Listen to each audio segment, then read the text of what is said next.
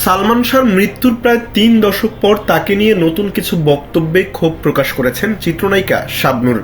যুক্তরাজ্য প্রবাসী রিজভী আহমেদের প্রেম, বিয়ে ও ব্ল্যাকমেল সংক্রান্ত দাবিকে মিথ্যা ও বানোয়াট বলে দাবি করেছেন তিনি।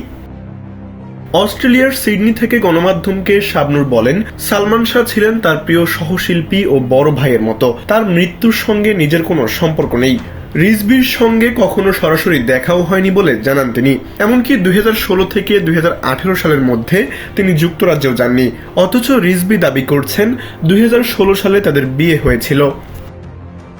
রিজভির বক্তব্যের অসঙ্গতি নিয়েও প্রশ্ন তুলেছেন শাবনূর। কখনো নিজেকে রাজসাক্ষী, কখনো সালমানের মৃত্যুকে বলে দাবি করছেন তিনি। আবার শাবনূরের সঙ্গে সম্পর্কের কথাও বলছেন। শাবনূরের ধারণা, কারো প্ররোচনায় বা কোনো অসৎ উদ্দেশ্যে রিজভি এসব কথা ছড়াচ্ছেন।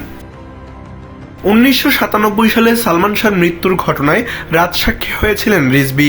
সম্প্রতি তিনি সালমানের মা নীলা চৌধুরী ও শাবনূরকে দায়ী করেও বক্তব্য দেন। এদিকে সালমান শাহ হত্যা মামলার আসামি অভিনেতা ডন হককে বিমানবন্দর থেকে গ্রেপ্তার করা হয়েছে। মামলাটি বর্তমানে সিআইডি তদন্ত করছে। শাবনূর চান নিরপেক্ষ তদন্তের মাধ্যমে সালমান শাহর মৃত্যুর প্রকৃত রহস্য বের হোক এবং দায়ীদের শাস্তি নিশ্চিত করা হোক।